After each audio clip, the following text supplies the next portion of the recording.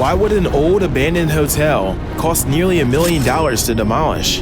Built by TULLER in 1906, Detroit's Park Avenue Hotel started off life prosperously in a thriving entertainment district.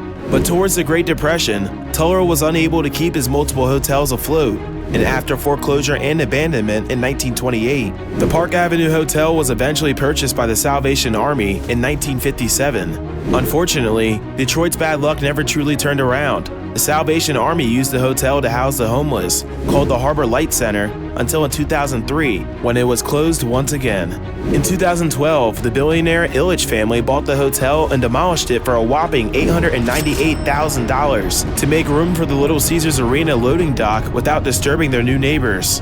In total, it took less than 30 seconds for over 100 years of history and nearly $1 million to be imploded. Talk about burning through a fortune.